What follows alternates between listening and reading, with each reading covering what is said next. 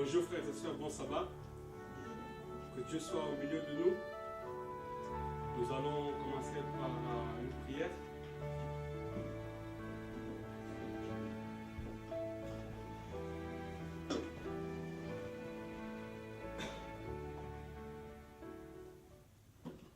Seigneur notre Dieu, notre Père, que ton nom soit glorifié, que ton nom soit béni au siècle des siècles, que toute louange et toute puissance te reviennent, et tout honneur. Ô Dieu, en cet instant, nous sommes privilégiés de nous trouver devant ta face par les mérites de ton Fils Jésus-Christ. Nous voulons te demander, Seigneur, de nous purifier, de nous laver de tous nos péchés.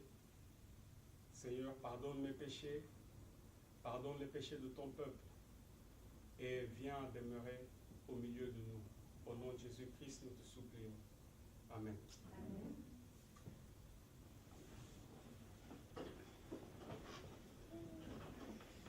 Apocalypse 18, verset 1 nous dit que lorsque l'ange descend, la lumière de Dieu éclaire toute la terre. Le thème, c'est que Dieu veut demeurer au milieu de nous. Il veut être notre Dieu.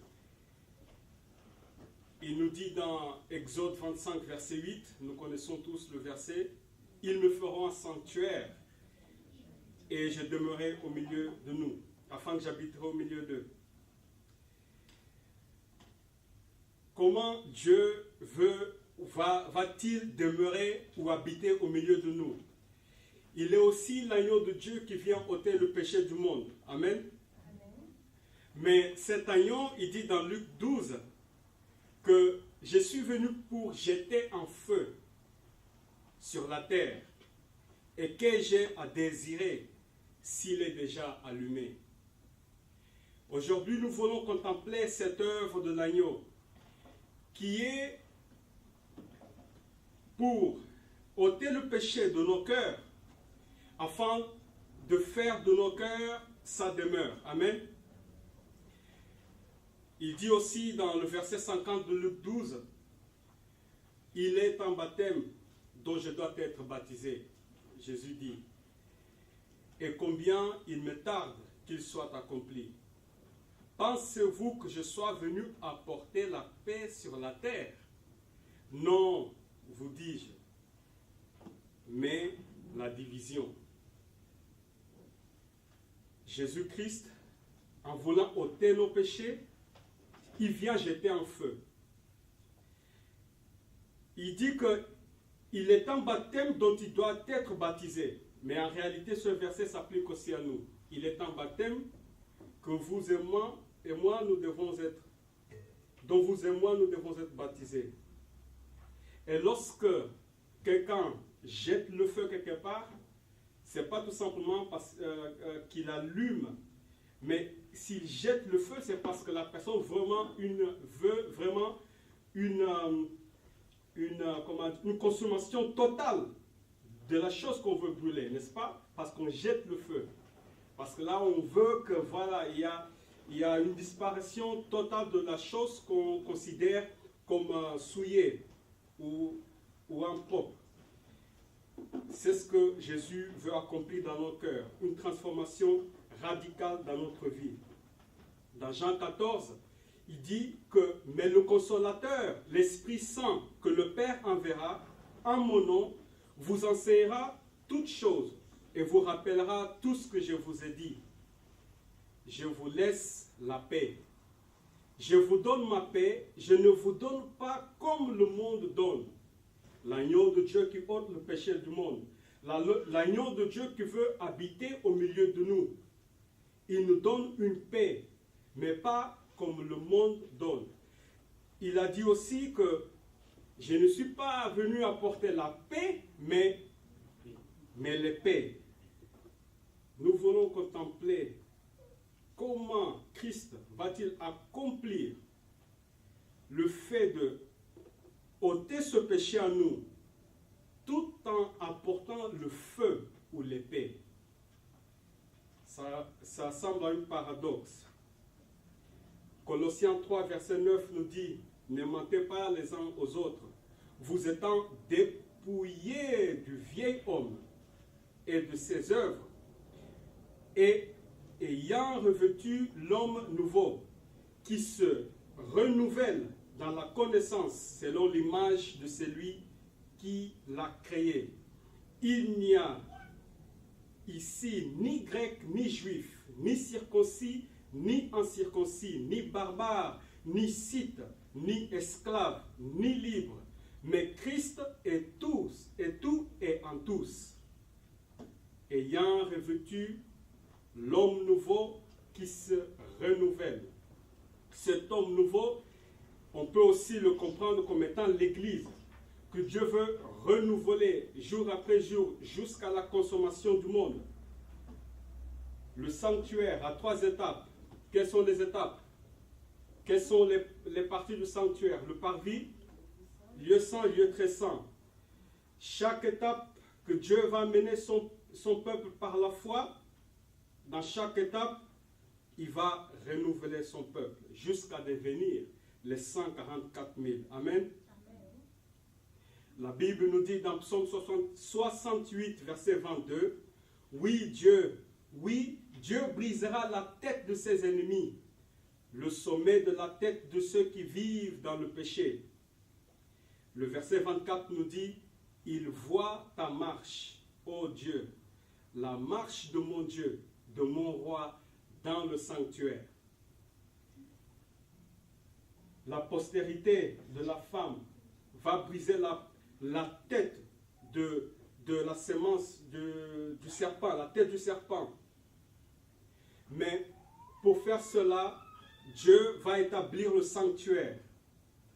Et que c'est par le sanctuaire qu'il brisera la tête des ennemis. Mais il faut que nous, en tant que peuple de Dieu, nous comprenions la marche de notre Dieu, de notre roi, dans le sanctuaire. Amen. Alors, lorsque le peuple se trouvait en Égypte, Dieu contracte une alliance avec le peuple. Cette alliance était établie au mont du Sinaï. Amen. Avec cette alliance, le peuple était prêt à recevoir le Messie dans l'avenir, dans leur terre Israël. Avec cette alliance, on va dire que le parvis était inauguré, parce que c'est dans le parvis que l'autel se trouve. C'est dans le parvis que Christ est venu mourir. Amen. Et le peuple, après avoir été esclaves, sont devenus libres, sont devenus le peuple juif. Dans Exode 19, on voit que l'Éternel, il descend dans le 3e jour. De l'Égypte au parvis, avant que Dieu fasse sa marche de l'Égypte au parvis, avant qu'il franchisse la porte de l'Égypte au parvis avec son peuple, il descend comme l'ange. Notez que chaque fois que Dieu sort d'une partie à l'autre du sanctuaire, il avertit son peuple par sa descente avant qu'il passe d'une partie à l'autre. Amen. Vous me suivez? C'est très important. Ce sont des poteaux indicateurs que Dieu nous donne. Dieu, il descend. Et quand il descend, au moment pour inaugurer le parvis, qu'est-ce que se passe? Qu'est-ce qui se passe dans Exode? Dans Exode 32. Nous allons prendre Exode 32. Nous allons beaucoup contempler sur les choses écrites dans Exode 32. Parce qu'aujourd'hui, nous savons que l'ange est descendu en 2001. Et nous savons déjà que s'il est descendu, c'est parce qu'il est prêt à entrer dans une autre étape de son ministère dans le sanctuaire céleste.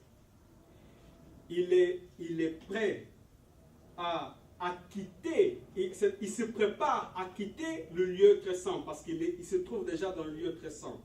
Mais avant qu'il ne quitte, il faut qu'il descende, avertit son peuple, prépare un peuple afin que le peuple le suive.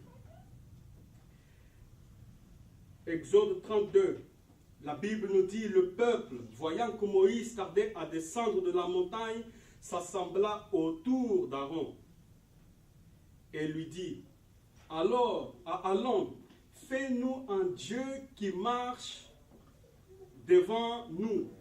Car ce Moïse, cet homme qui nous a fait sortir du pays d'Égypte, nous ne savons pas ce qu'il est, quoi, devenu. Le peuple montre l'impatience. Le peuple s'assemble autour d'Aaron, plus autour de Dieu, plus autour de celui qui les a fait quitter de l'Égypte, autour d'Aaron. Oh mes amis, combien d'entre nous aujourd'hui nous assemblons autour de nos pasteurs, autour de nos anciens, de nos diacres, alors qu'il faut s'assembler autour de Dieu. La Bible nous dit dans le verset 3, et tous, alors, avant d'aller plus loin, qu'est-ce qui se passe? Dans le verset, nous allons prendre le verset 2. Nous n'avons pas pris le verset 2. Nous allons prendre le verset 2. Exode 32, verset 2. La Bible nous dit, ôtez, Aaron leur dit, ôtez les anneaux d'or qui sont aux oreilles de vos femmes, de vos fils et de vos filles, et apportez-les, apportez-les-moi. Aaron, au lieu de suivre la voie de Dieu, va suivre la voie de la multitude. Verset 3 nous dit, et tous ôtèrent les anneaux d'or qui étaient à leurs oreilles, et ils les apportèrent à Aaron. Verset 4, il les reçut de leurs mains, jeta l'or dans un moule et fit un veau en fonte. Et ils dirent, Israël, voici ton Dieu qui t'a fait sortir du pays d'Égypte. Le peuple dans l'impatience demande, s'assemble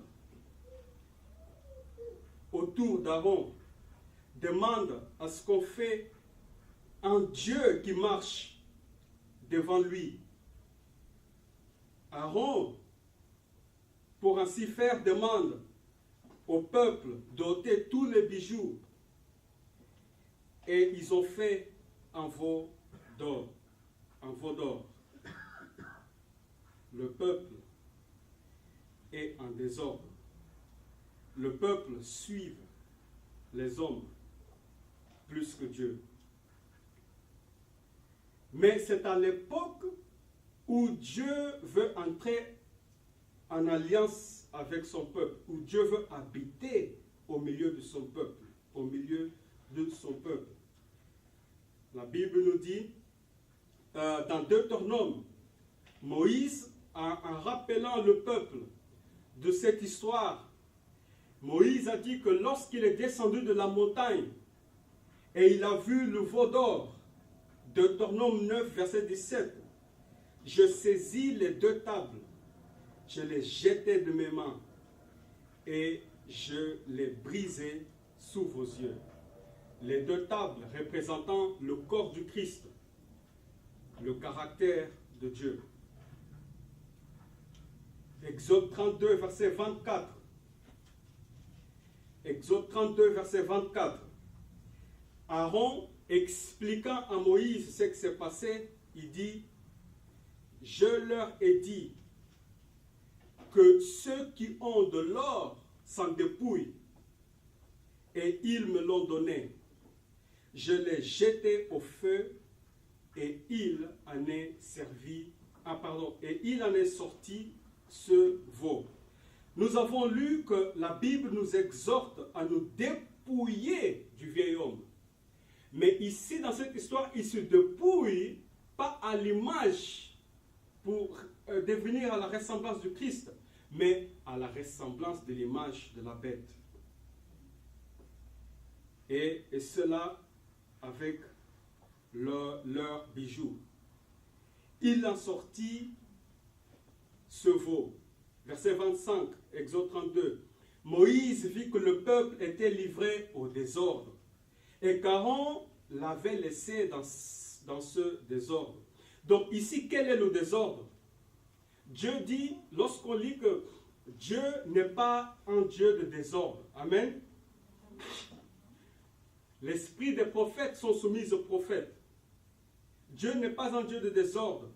Mais le désordre, dans ce contexte, c'est que l'assemblée se regroupe autour d'Aaron, demande un Dieu pour marcher devant eux, et ils font une image de fonte.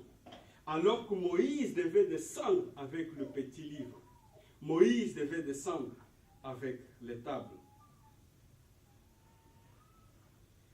Dans le verset 26, Moïse se plaça à la porte du camp et dit, à moi ceux qui sont pour l'Éternel. Et tous les enfants de Lévi s'assemblèrent auprès de lui. Maintenant, on commence maintenant à entrer dans le vif du sujet concernant l'œuvre de l'agneau. Il vient jeter le feu. Pas la paix, mais l'épée. Pour le but d'habiter au milieu de nous. Dans les événements, lorsqu'il est en marche dans le sanctuaire, à moi, ceux qui sont pour l'Éternel, et tous les enfants de Lévi s'assemblèrent auprès de lui. Vous avez remarqué ici, il y a deux assemblées. Il y a une assemblée qui se regroupe autour de qui? Aaron. Et l'autre qui se regroupe autour de Moïse. Autrement dit, autour de Dieu. Deux assemblées, deux groupes distincts. Verset 27. Il leur dit, ainsi parle l'Éternel, le Dieu d'Israël, que chacun de vous mette son quoi? Son épée au côté, traversez et parcourez le camp d'une porte à l'autre, et que chacun tue son frère, son parent. Dieu ne nous invite pas à faire une chose pareille aujourd'hui avec l'épée physique ou faire du mal à nos prochains, loin de là. C'était un contexte particulier. Mais on voit quand même ici le principe de l'épée que Jésus-Christ, lorsqu'il est descendu aussi comme le pain de vie, apporte une épée et il dit, ceux qui sont à moi, à côté de moi.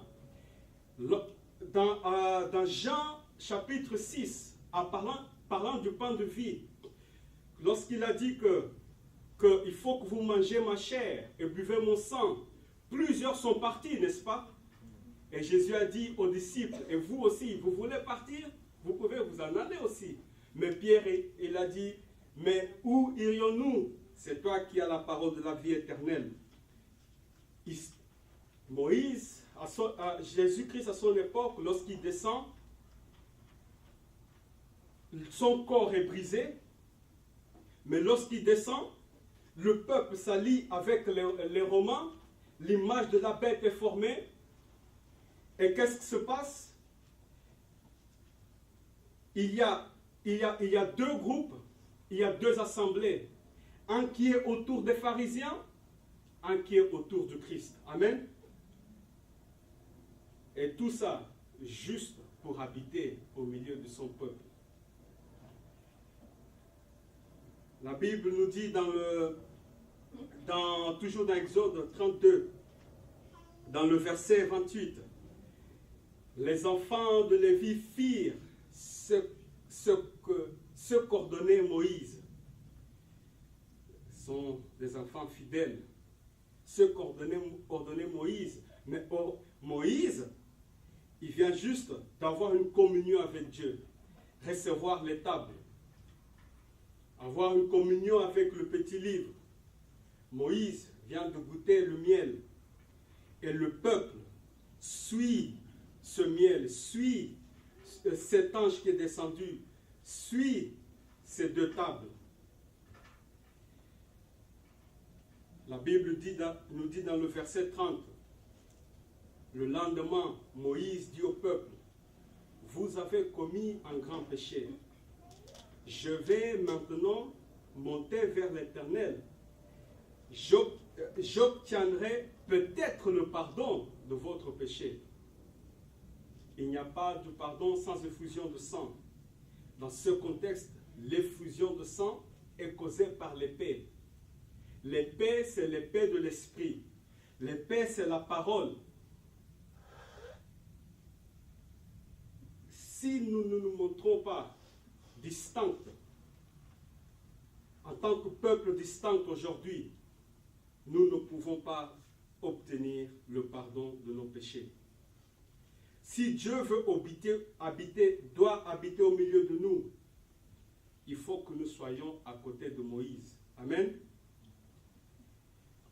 La Bible nous dit dans le verset 32, « Pardonne maintenant leurs péchés, sinon efface-moi de ton livre que tu as écrit. » L'Éternel dit à Moïse, « C'est lui qui a péché contre moi que j'effacerai de mon livre. Va donc conduire le peuple où je t'ai dit, voici mon ange marchera devant toi. » Dans l'église, il y a deux groupes. Un qui est autour d'Aaron, un qui est à côté de Moïse. Mais l'église de Dieu n'est pas divisée, vous êtes bien d'accord? L'église de Dieu n'est pas divisée. Mais, donc du coup, en fait, je dois reformuler ma phrase ou redire d'une autre façon. Il y a deux assemblées et il y a une église. Il y a deux assemblées et il y a une église. Et aujourd'hui, lorsqu'on en parle sur l'alliance que le peuple de Dieu est en train de faire avec Rome ou avec les églises protestantes, l'image de la bête, le veau de fonte qui est en train de se produire, avec les bijoux. Oui, les adventistes, ils n'ont pas trop l'habitude, quoique il y en a beaucoup qui portent les bijoux, mais au milieu de nous, ici, vérité présente, ne portons pas de bijoux. Mais vous allez vite faire comprendre que nous avons beaucoup de bijoux. Proverbe 25 et Malachie 3. Proverbe 25, verset 12 et Malachie 3, verset 17. Le peuple est considéré, le peuple de Dieu est des fois considéré comme un bijou. Nous allons pas prendre ces textes, mais vous pouvez voir pour vous-même. Bon, nous allons prendre Proverbe 25. C'est peut-être intéressant pour juste établir ce principe, parce que ça va nous parler. Proverbe 25, verset 12, la Bible nous dit, « Comme un anneau d'or et une parure d'or ainsi pour une oreille docile est le sage qui réprimande. » Le sage est représenté comme une parure, anneau d'or, comme un bijou. Amen. Donc, lorsque les enfants apostates se regroupant autour d'Aaron, ils apportent les anneaux, la Bible dit, les anneaux de leur oreille. En réalité, c'est plus que les anneaux qu'ils ont apportés à Aaron pour que l'image de fonte soit faite. C'est leur entendement, c'est leur oui, c'est leur capacité d'écouter.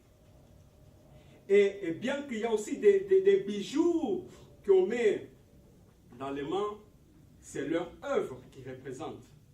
Leur aide, leur coup de main. Est-ce que nous donnons aujourd'hui souvent des coups de main à Aaron, qui bien souvent agit avec les églises apostates pour l'œuvre œcuménique, mais aujourd'hui, ici, nous allons dire, ah non, dans notre église locale, bien que c'est lui qui est représenté, bien que l'Aaron de notre époque, notre pasteur, bien que le peuple est regroupé autour de lui. Ah non, moi je ne peux pas, je comprends la vérité présente que nous comprenons aujourd'hui, je ne peux pas me donner à ces choses. Alors j'avertis à l'Église, il ne faut pas se mettre dans l'œcuménisme. Donc, en s'y faisant, on n'opère pas, on n'œuvre pas, on ne donne pas notre bijou qui est dans nos mains, nos œuvres. Mais qu'en est-il de nos oreilles, le bijou de nos oreilles? Nous ne voulons pas aider, donner un coup de pouce à l'apostasie qui se passe au milieu de nous avec nos œuvres. Mais nous sommes là chaque sabbat matin, écoutant des prédications d'Aaron lorsqu'il va parler de l'avancement œcuménique. Bien que nous ne sommes pas d'accord, nous donnons le bijou de nos oreilles. La Bible nous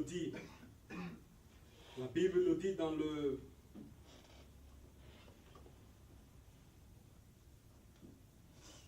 Jean 6, on sait que Jean 6, lorsque Jésus vient sur la terre, le parvis a été inauguré.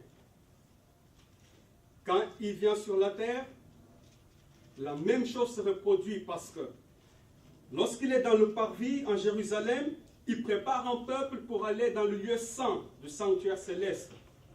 Et pour préparer ce peuple, il doit faire quoi? Il doit descendre. Parce qu'avant que le peuple puisse entrer par la foi, il doit descendre. Et qu'est-ce qu'il fait quand il descend? Il jette le feu. Quand il descend, il est les tables.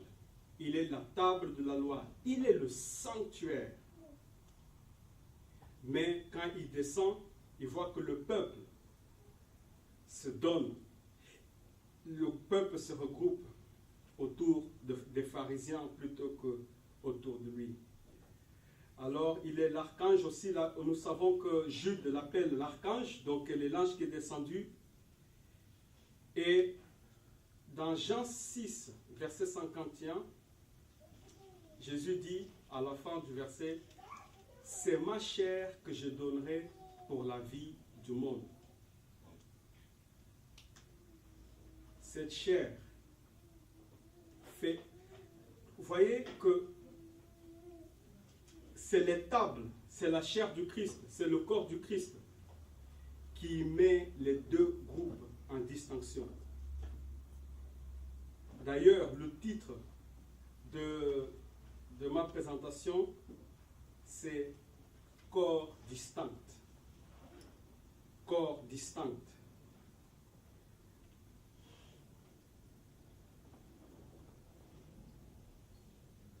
La Bible nous dit dans Jean 6, verset 66, « Dès ce moment, plusieurs de ses disciples se retirèrent et ils n'allaient plus avec lui. » Parce que la parole de Jésus, lorsqu'il parlait de manger sa chair, était trop dure. Donc, ils n'en allaient plus avec lui. Ils n'allaient plus avec lui. Jésus donc dit aux 12, « Et vous, ne voulez-vous pas aussi vous en aller? » Simon-Pierre lui répondit, « Seigneur, à qui irions-nous? Tu as les paroles de la vie éternelle. » Marc 8, verset 15. Marc 8, verset 15. Parce que tout ce que emporte à Jésus, c'est sa chair. C'est les deux tables. C'est le petit livre. Et si on n'est pas avec lui, on est avec le monde. Marc 8, verset 15. Et il leur enjoignit, disant, « voyez, gardez-vous de quoi? Du levain des pharisiens et du levain de qui? Hérode. Pharisien, est-ce qu'il est un mondain? Ou est-ce qu'il est de l'église? De l'église. Hérode, mondain ou de l'église? Mondain. Église et État. Jésus est en train de dire, gardez-vous de faire le veau de faute. Gardez-vous de donner vos mains comme bijoux, ou vos bijoux, ou les bijoux de vos mains, dans l'œuvre de l'image de la bête, dans la communion apostate. Mais gardez-vous surtout de donner oreille aux prédications apostates, aux prédications œcuméniques. C'est ce que Jésus est en train de dire. Parce que le levain représente doctrine. Amen. La Bible nous dit dans Matthieu 16, verset 6, et Jésus leur dit, voyez, et soyez en garde contre le levain des pharisiens et des sadduciens. Alors ils comprirent que ce n'était pas contre le levain du pain qu'il leur avait dit d'être en garde, mais contre la doctrine. Matthieu 23, verset 38. Matthieu 23, verset 38, parce que, mais il y a eu un groupe qui n'a pas voulu écouter Jésus. Ils ont voulu écouter la prédication des pharisiens et la prédication d'Hérode. Ils se sont rejoints avec Aaron pour faire l'image de fonte. Et qu'est-ce qui se passe? Jésus dit, ceux qui sont pour moi à côté de moi. Et ceux qui ne sont pas pour moi, Matthieu 23, 38, voici, votre maison vous est laissée déserte. Le feu est jeté. L'épée de l'esprit est donnée. Division est faite. La paix du Christ s'installe. Vous voyez que la paix que nous avons bien souvent en tête, ce n'est pas comme Dieu nous donne. Le chemin est étroit. Jean 6, 70 nous dit, Jésus leur répondit, n'est-ce pas moi qui vous ai choisi, vous les 12, et l'un de vous est un démon. Jésus vient de faire une séparation entre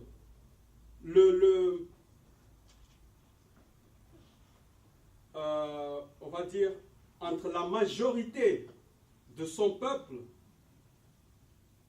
et le petit groupe qui chérit son corps, qui mange sa chair. Mais dans ce groupe, les 12 disciples qui représentent les 144 000, ou je dirais les candidats des 144 000, il y avait un démon.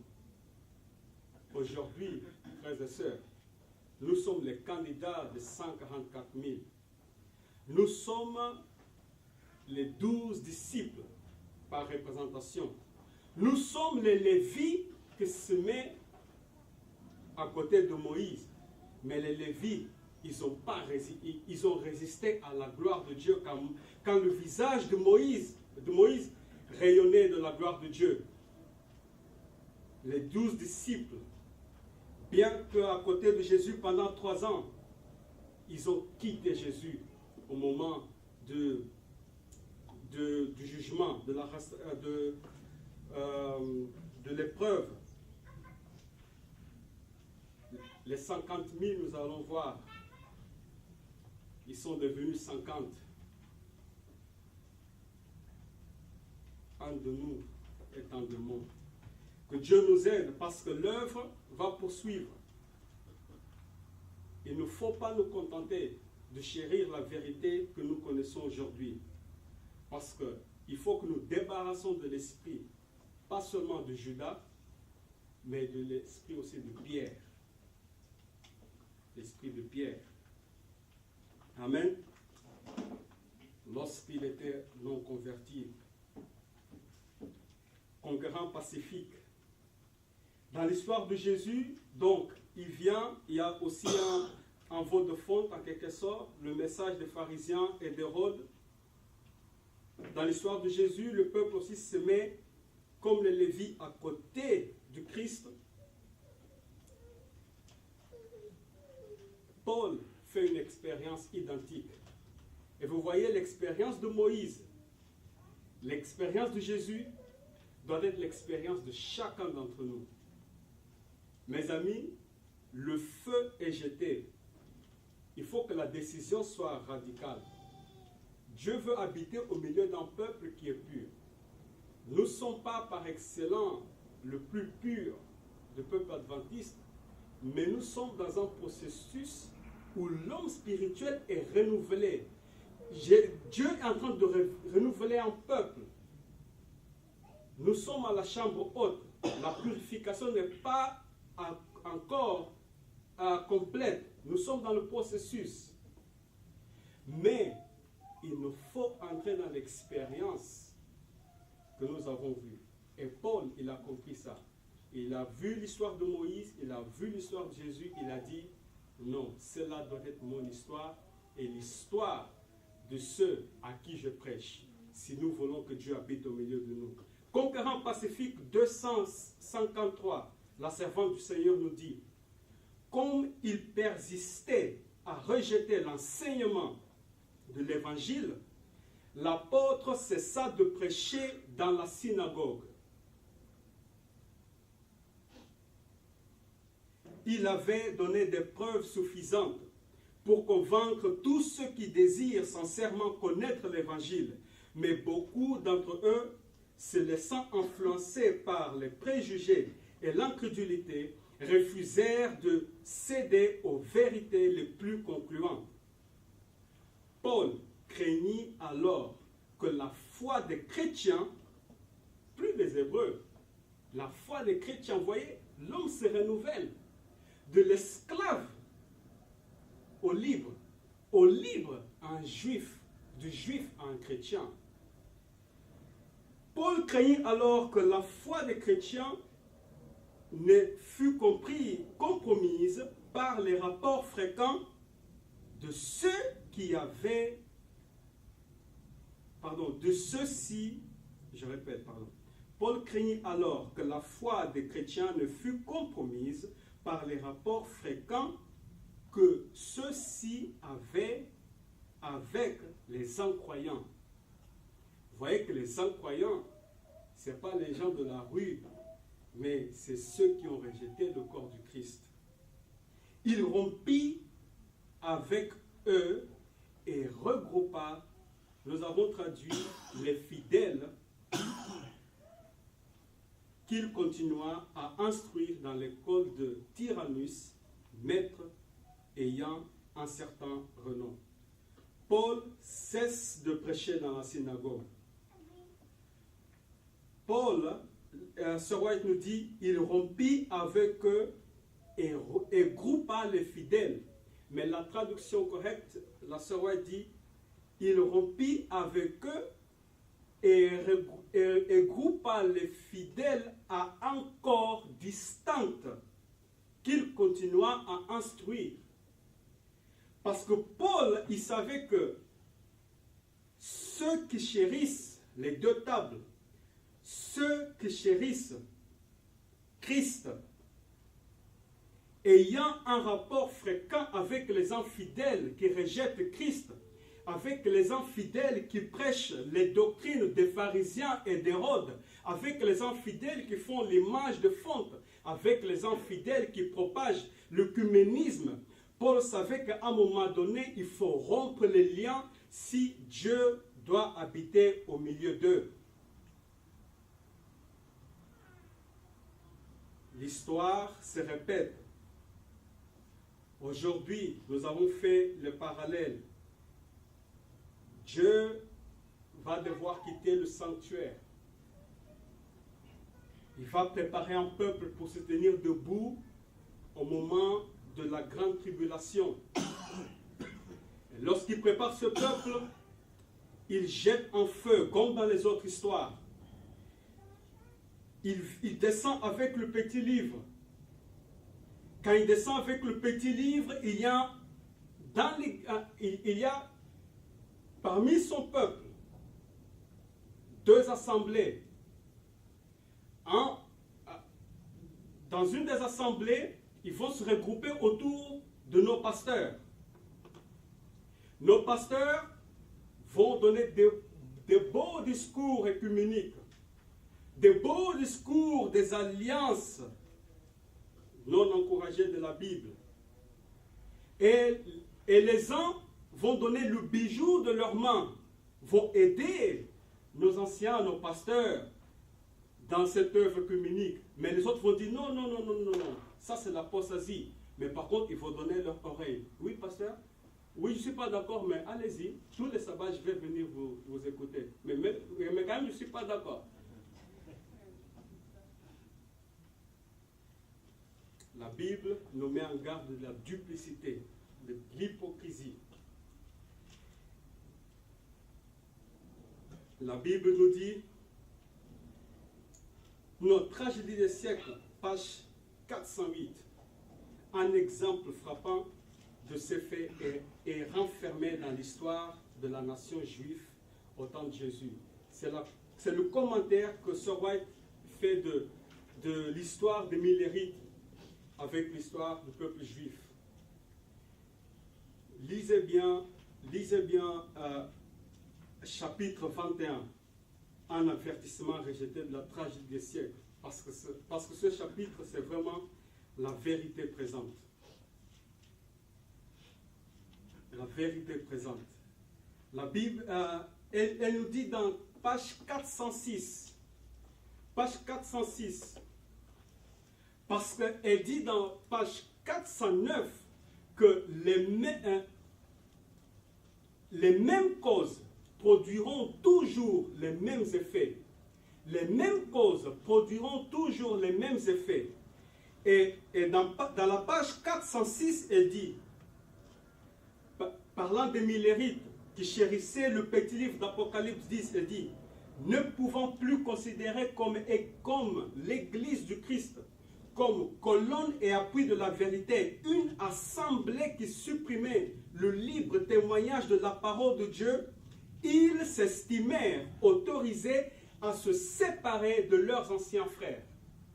Les Millérites qui chérissaient le corps du Christ, la vérité présente, ayant vu qu'un peuple rejetait cette lumière, s'y regroupa autour d'Aaron, ils ont vu ni Paul, ni Moïse, ni Christ ont toléré ça, nous aussi, nous n'allons pas tolérer ça. Ils s'estimèrent autorisés à se séparer de leurs anciens frères. En conséquence, dans le courant de l'été de 1844, 50 000 personnes environ se retirèrent des diverses confessions des États-Unis. Est-ce que ces 50 000, lorsqu'ils se sont retirés, est-ce que la purification était complète? Est-ce que était intégrale? Non, parce qu'ils devraient encore connaître l'amertume. Chez eux, il y avait encore un démon, il y avait un Judas, comme au milieu de nous. Et que Dieu puisse purifier le cœur de chacun d'entre nous ici. Amen. L'homme se renouvelle. De l'esclave au libre, libre aux juifs, de juifs aux chrétiens, aux adventistes, aux millérites, des millérites, adventistes du 7e jour. Les adventistes du 7e jour ont 144 000. Et chaque fois que l'homme se renouvelle, il n'y a ni grec, ni juif, ni protestant, ni esclave, ni libre, ni millérite, ni adventiste du 7e jour. C'est Christ et tout en tous. Amen. Si vous recevez le corps, le petit livre, quand il est ouvert, que vous le mangez, vous allez faire partie des 144 000. Amen. C'est le corps du Christ que nous emporte, mes amis. Et nous voulons faire partie des 144 000 à côté de Moïse, Paul et Christ. Amen. Amen. Prions.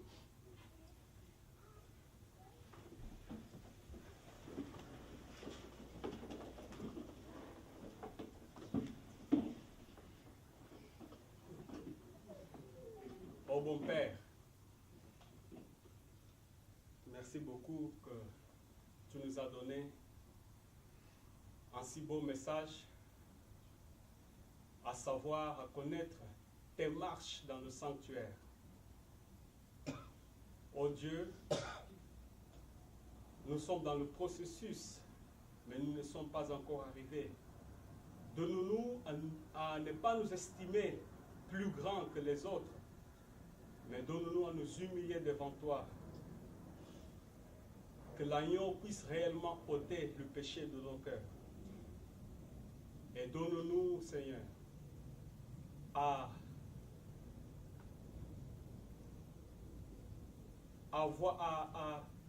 supporter ce test